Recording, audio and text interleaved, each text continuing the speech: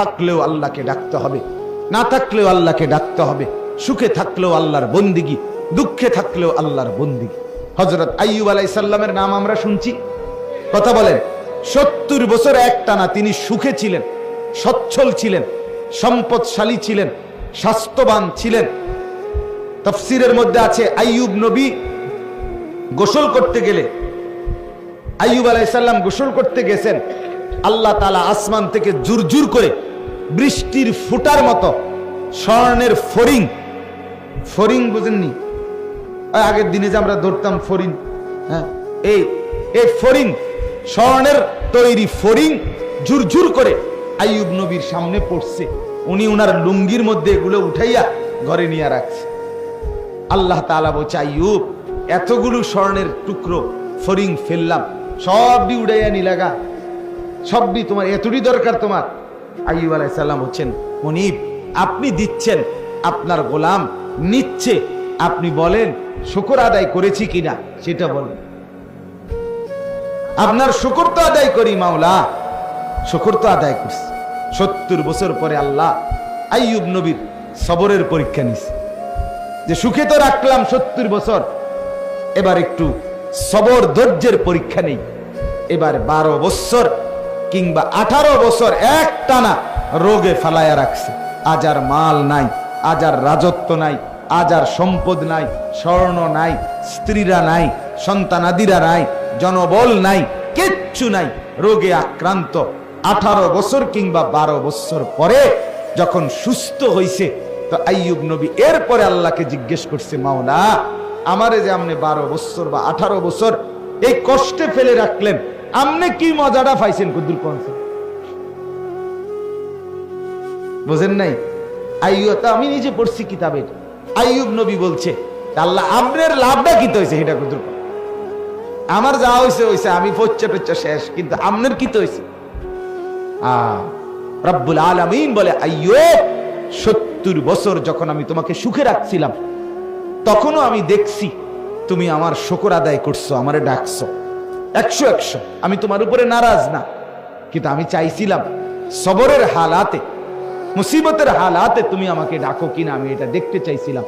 এই জন্য 12 বছর তোমাকে রোগে ফেলে রাখছি, বা 18 বছর তোমাকে রোগে ফেলে রাখছি, তো দেখছি 18 বছর যন্ত্রণার ভিতরেও সবর করেও তুমি ঠিকই আমাকে ডাকছো।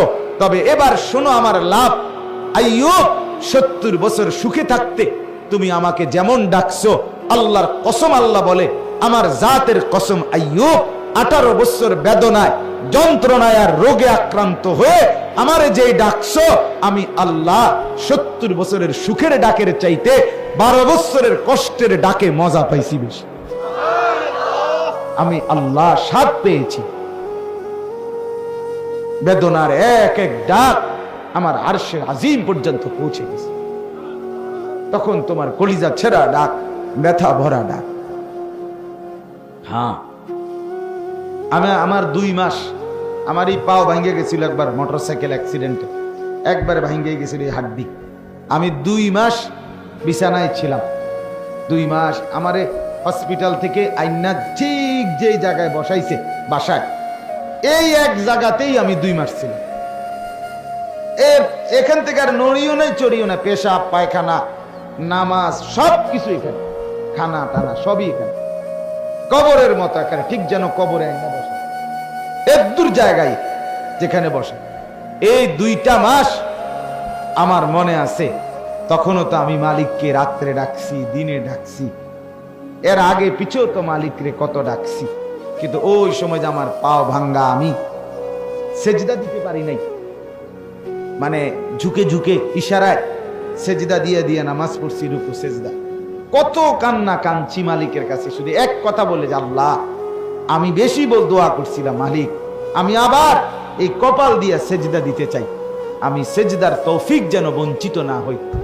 যেদিন আমি আপনার প্রথম এরপরে সেজদা দাঁড়াইয়া কপাল দিয়া দিতে পারছি, 3 মাস 3.5 মাস পরে, তখন আমি সেজদা দিয়েই সালাম ফিরাইয়াই নামাজের, আমার বিবি বাসায় ফোন করে বলছি, একবারে চিৎকার করে জোর আওয়াজে, যে আমি আজকে সেজদা দিতে পারছি, আলহামদুলিল্লাহ। মানে আমার খুশি লাগছে গোটা দুনিয়া জুড়ে। চাহায় আমি আমার মালিকের সিজদা দিতে পারি। তাহলে আমার বন্ধু, আল্লাহকে ডাকার মধ্যে সুখ বেশি, মজা বেশি। সুখে আছো, দুঃখে আছো, দুনিয়া ভোগ করে তুমি দুনিয়াতেই থাকতে পারতা না। আল্লাহকে নারাজ করলেও যেতে হবে, আল্লাহকে রাজি করলেও যেতে হবে, কোনো সন্দেহ নাই ভাই। নাফরমানেরও মৃত্যু হয়, মদখোর, নেশাখোর, জুয়াখোর, ফেন্সিখোর, বাবাখোর, ডালখোর, গাঁজাখোর, এদেরও মৃত্যু হয়। হয় কি না বলেন না কেন? জিনাকার, বেবিচারী, বেপর্দা নারী, ওই অসভ্য মহিলা, এগুলোরও মৃত্যু হয়। হারামখোরের মৃত্যু হয়, সুদখোর, ঘুষখোরের মৃত্যু হয়, এই নাফরমানদেরও মৃত্যু হয়। মৃত্যু ঠেকাইতে পারতা না, দুনিয়ায় তুমি থাকতে পারতা, তুমি থাকতে পারতা। আল্লাহ তাআলা কোরআনে বলছেন, বান্দা তুমি কি ভেবেছ আমার কাছে আসতে হবে না? না বলেন, হ্যাঁ বলেন না, উত্তর দেন ভাই, ছেলেরা তোমরা উত্তর দাও তো। আল্লাহ তাআলা বলেন, কি ভেবেছো বান্দা আমার কাছে আসবা না তোমরা? আসতেই হবে, আসতেই হবে। ডাকলেও আসবা, না ডাকলেও আসবা, মানলেও আসতে হবে, না মানলেও আস।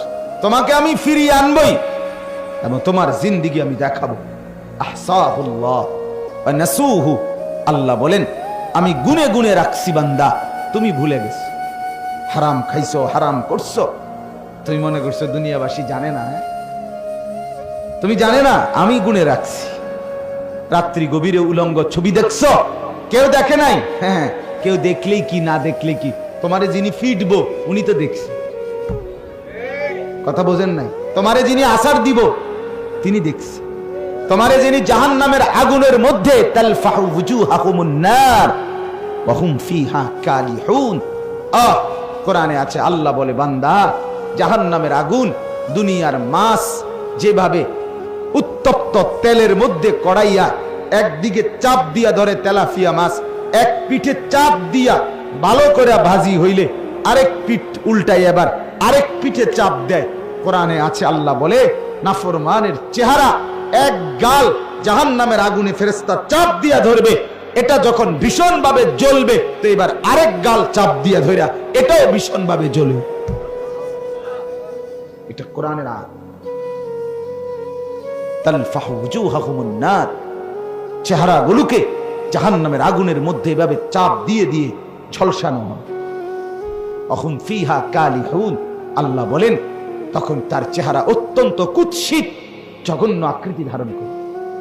আলাম তাকুন আয়াতি তুতলা আলাইকুম, আর আল্লাহর পক্ষ থেকে বলবে বান্দা আমার কোরআন, আমার আয়াত, আমার হুকুম, আমার বিধান কি তোমার কাছে বলা হয় নাই?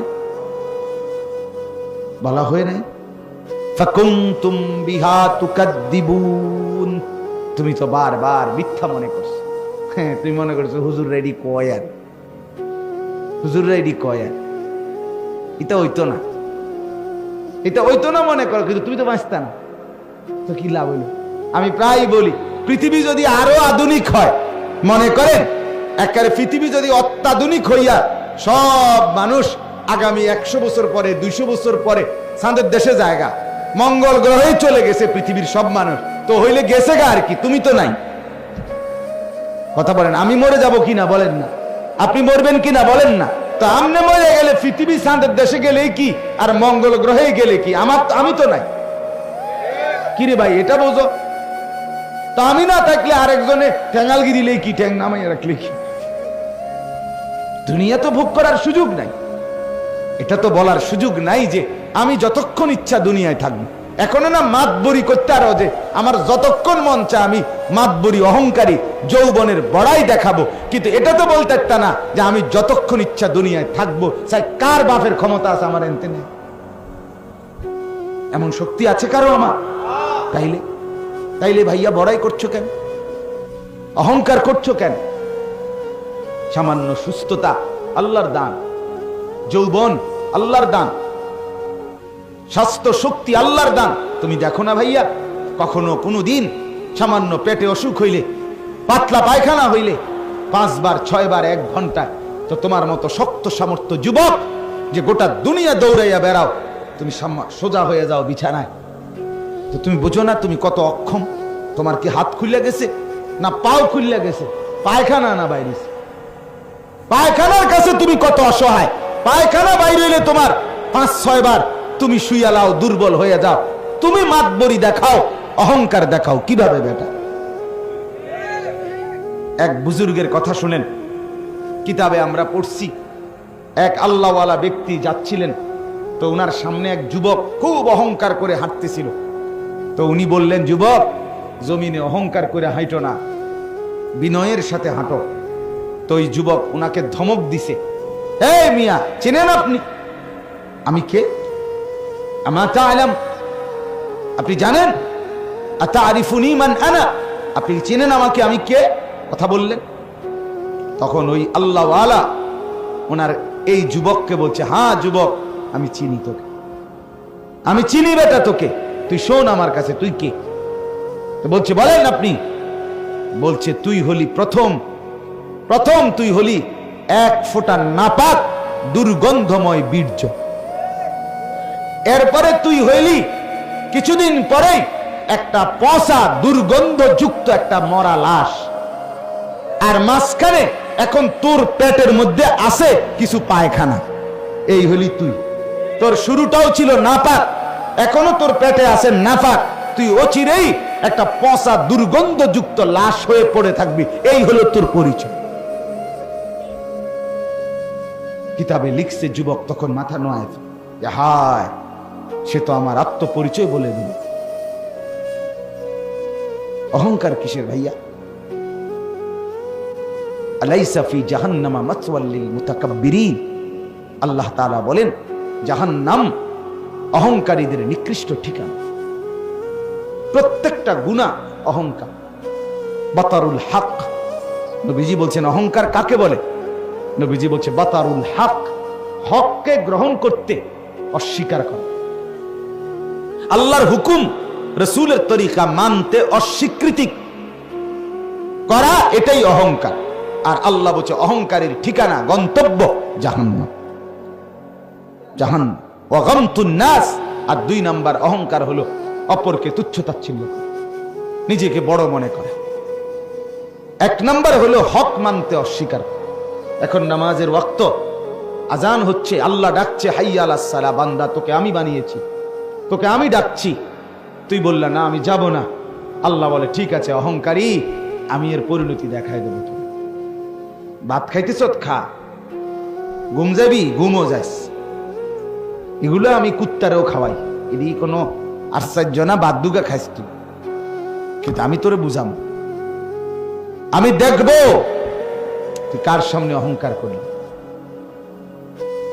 আল্লাহ আমাদেরকে মাফ করে দেন। এতগুলো কথা বলার এবার উদ্দেশ্য কি? এটাই আমার শেষ অংশ বয়ানের। এতগুলো কথা বলার উদ্দেশ্য হলো, যুবক, বাপ, মুরব্বী, পর্দার আড়ালের মা বোন, সবার কাছে অনুরোধ, নিজের জীবন গুনার উপরে জমিয়ে রাখা ঠিক না।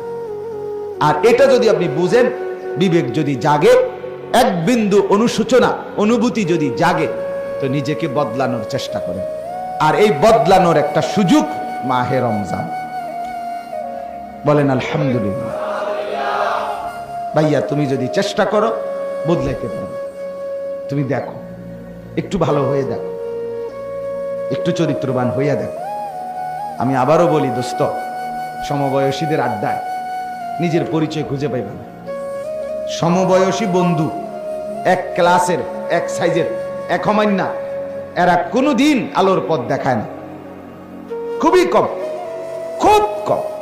সমবয়সী নষ্ট করে দেয়, এটা নিয়ম।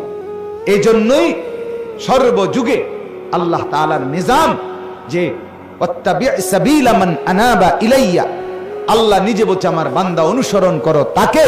আমি আল্লাহর দিকে ঝুঁকে আছে, যে আমার বন্দিগি যে করছে, তোমার চাইতে বড়, তোমার চাইতে আল্লাহওয়ালা, তোমার চাইতে মুত্তাকি, তোমার চাইতে ভালো নামাজি, তোমার চাইতে বেশি চরিত্রবান, তার এরকম বড় কাউকে তুমি অনুসরণ করো, তাইলেই জীবনে তুমি আলোর পথ পাইবে।